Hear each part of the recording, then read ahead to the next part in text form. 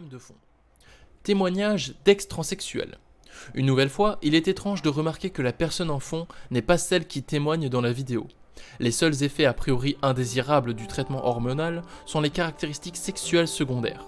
Par exemple, la pomme d'Adam, la taille des épaules, la mue de la voix. Pour les femmes trans, c'est la taille des hanches, la poitrine, l'affinement du visage.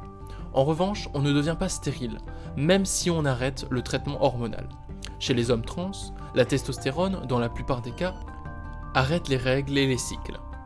Mais une fois qu'on l'arrête, ils reprennent. De la même manière, chez les femmes trans, si aucun des deux n'a fait de chirurgie de réassignation sexuelle, qui par ailleurs était obligatoire pour changer la mention de sexe sur les papiers, jusqu'en 2017 en France. Également, le traitement des bloqueurs hormonaux ne rend pas stérile. La transition chez les mineurs, c'est toujours un sujet délicat. D'un côté, une majorité de personnes pensent à la place de l'enfant, qui est incapable de discernement. Et de l'autre côté, il est aussi important d'attendre la majorité sexuelle avant la prise de décision de la personne. Cependant, en le faisant, on laisse la puberté avoir lieu chez l'enfant, ou le préadolescent. Le laissant seul face à son mal-être durant cette période. Chez les enfants trans, la dysphorie de genre est à son paroxysme pendant la puberté du genre non désiré. Et c'est à ce moment-là que le risque de suicide est élevé. Surtout quand la personne est isolée et ne sait pas que la transidentité existe et qu'il n'est pas seul. Contrairement à ce que l'on peut croire, certains trans n'ont aucun problème d'appréhension de leur sexe. L'accent est mis sur les femmes, qui se croient hommes trans et qui souffrent de dysphorie de genre, mais aussi de diverses autres dysphories contre l'hypersexualisation, les violences sexuelles, la peur d'être perçue lesbienne. Des femmes ayant fait une transition médicale d'homme trans témoignent qu'il est dommage qu'il n'y ait pas eu d'hommes ayant fait une transition de femme trans. Elles affirment avoir eu accès à des traitements sans thérapie. Ce genre de choses est inconcevable en France. Ce n'est pas simplement en signant un simple papier. Les changements de caractéristiques sexuelles secondaires restent ce qu'ils sont. Le risque d'imaginer une nouvelle vie idéalisée n'est pas négligeable. Elles évoquent à un moment le fait de se créer un alter ego, autrement dit une double personnalité, voire un alter complet. C'est un des risques qui est balayé par une expertise psychiatrique, généralement par une attestation d'un psychiatre, bien qu'elle ne soit pas obligatoire en France. Il faut savoir qu'il est possible d'être trans, même avec des troubles mentaux, comme la schizophrénie, le trouble dissociatif de l'identité ou de la personnalité, l'autisme, ou avec des handicaps physiques ou sensoriels. La communauté trans révèle une grande diversité de profils. Une pathologie mentale n'est pas une excuse recevable pour refuser une transition. En revanche, dire qu'en France cela est inaudible est faux. En premier lieu, cette vidéo est présentée. Et il est évident que les personnes ayant fait une détransition sont admises dans la communauté trans. Au premier abord, certes, cette communauté peut ne pas paraître très ouverte. Les enfants manquent de repères. Mais ce n'est pas un parent transphobe qu'il leur faut, mais quelqu'un qui serait prêt à remettre en question ce qu'on lui a appris pour le bonheur de son enfant. Voici comment Netflix lobotomise votre cerveau, et plus spécifiquement celui de nos enfants. Cela ne semble pas vraiment approprié d'employer le mot lobotomiser, parce que ce mot critique les homosexuels, et lesbiennes, qui étaient eux-mêmes réellement lobotomisés autrefois. La narratrice se dit heurtée par la dose d'idéologie qu'on trouve dans les dessins animés, que l'on présente des personnes issues de minorités comme les lesbiennes et homosexuels. Série portée par la plateforme avec des personnages masculins, qui incarnent la masculinité toxique, des catholiques ridiculisés et des scènes de sexe dans des séries pour adolescents. Pour le sexe aussi, je trouve qu'il y en a trop. Le but serait de faire aux spectateurs un lavage de cerveau. À aucun moment les séries ne nous obligent à les regarder. À aucun moment dans ces séries, on nous oblige à adhérer à une quelconque idéologie.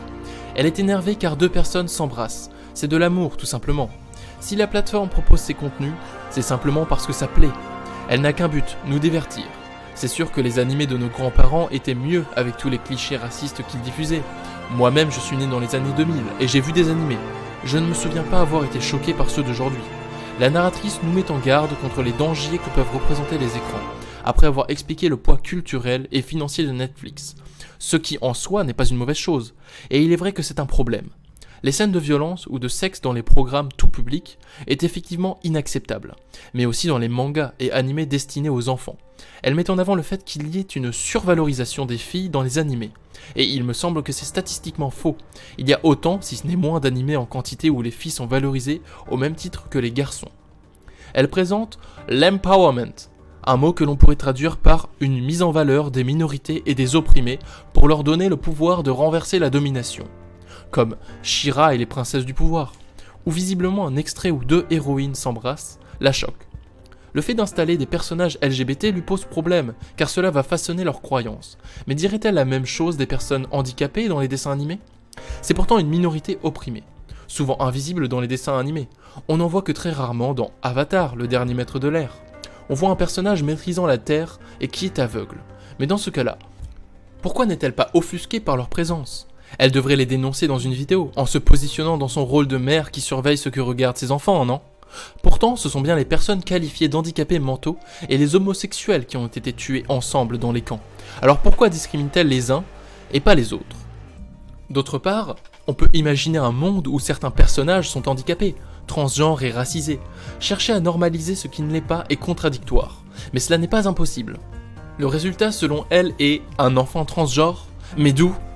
Il n'y a littéralement aucun enfant transgenre dans les dessins animés, ni dans les films, auxquels elle aurait pu s'identifier. Il n'y a aucune liberté de penser. Bien sûr que si. On est libre de penser ce que l'on veut.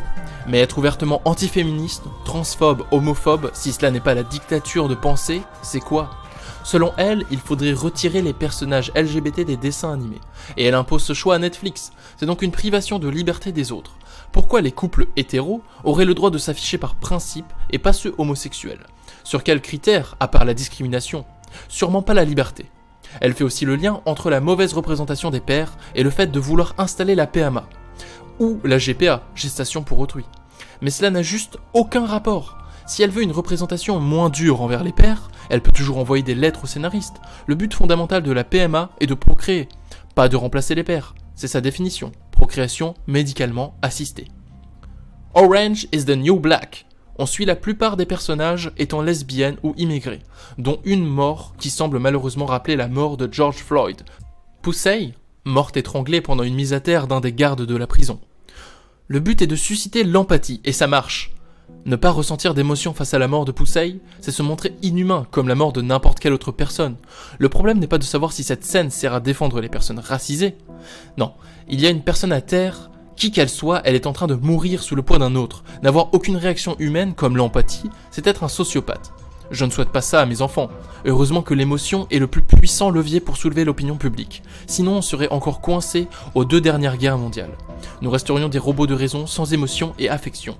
À aucun moment, il n'est question de politique. Et oui, le destin individuel d'une personne peut changer le monde.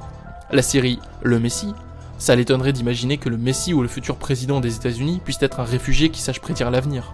Je suis sûr qu'elle ne l'a pas regardé, sinon elle nous en aurait fait toute une vidéo.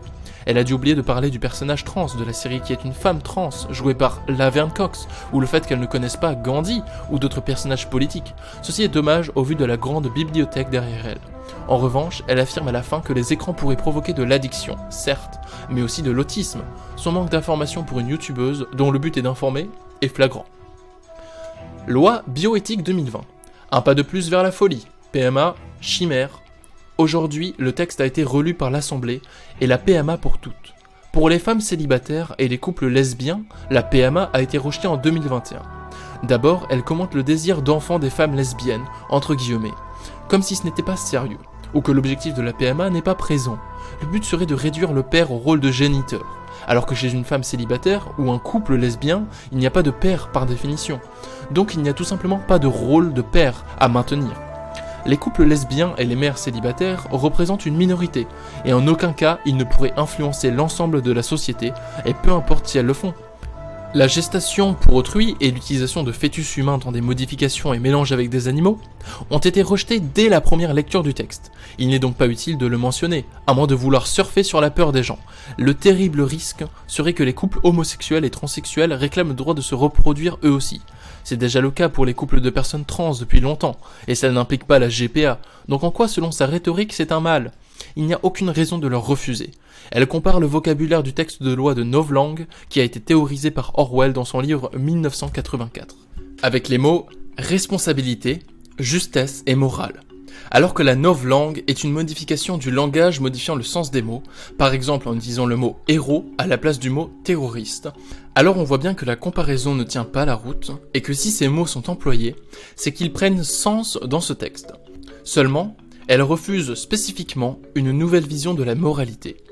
Pour en savoir plus sur la novlangue et sur ses éventuelles comparaisons avec le langage LGBT, et plus spécifiquement trans, je vous conseille la vidéo de Linguisticae.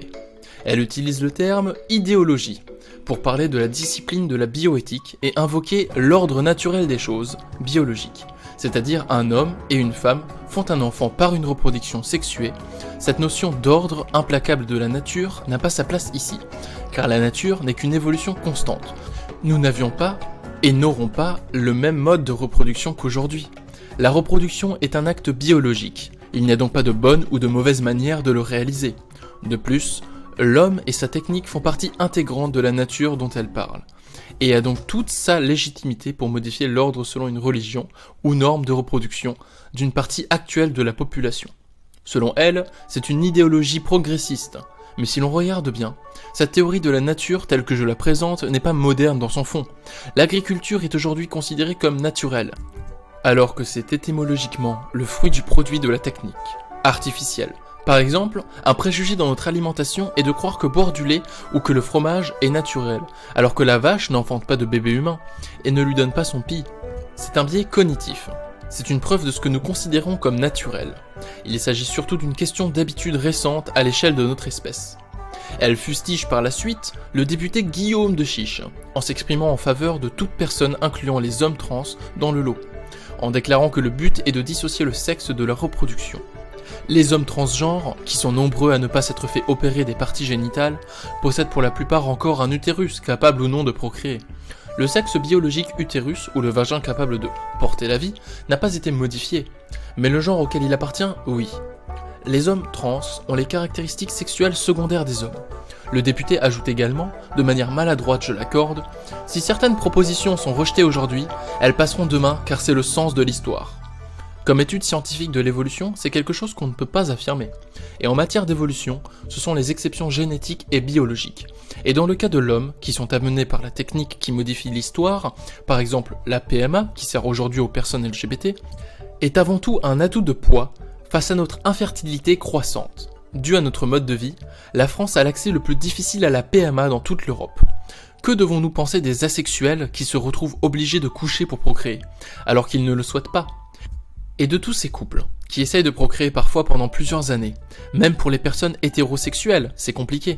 Virginie Vota utilise une phrase tirée de France Culture sur l'historicisme, qui est une doctrine qui affirme que les connaissances, les pensées et les valeurs d'une société sont liées à une situation historique conceptuelle.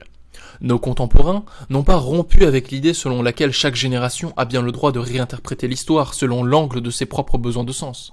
Elle persiste aussi à s'imaginer moralement supérieure aux précédentes et à s'arroger le droit de juger leurs actes sur la base de ses préjugés du moment. Pour dénoncer le progressisme et sa vision de l'historicisme, on pourrait retorquer que l'extrême droite dont elle fait partie est elle aussi incluse dans le calcul, et fait partie de la génération moderne qui veut interpréter l'histoire et l'ordre naturel des choses, comme bon lui semble. De plus, elle se considère également moralement supérieure à une autre génération qui est la nouvelle, en se positionnant dans l'ancienne, qui par le biais de sa longévité veut nous faire croire que nous détenons la sagesse. Soyons clairs, les anciennes générations n'ont pas toujours raison, leur longévité leur donne droit à l'expérience, mais pas la sagesse et la morale, personne ne la détient. Elle utilise la théorie d'Aristote, qui est qualifiée de réaliste. Celle-ci affirme que l'existence du sujet est indépendante de notre esprit. Seulement, le réalisme affirme que le monde est une chose, et que nos représentations en sont une autre, contrairement à l'idéalisme. Mais dans le cadre aristotélicien, il veut ramener la philosophie du ciel sur terre, et refuse de voir un monde idéal séparé d'une autre. Il revalorise les pragmata, l'essence du monde. La référence à ce philosophe n'est pas très juste, n'est pas développée, mais est aussi hors contexte par rapport à nos problèmes de PMA. Elle pense que chaque chose est ordonnée dans la nature par une autorité moralement supérieure.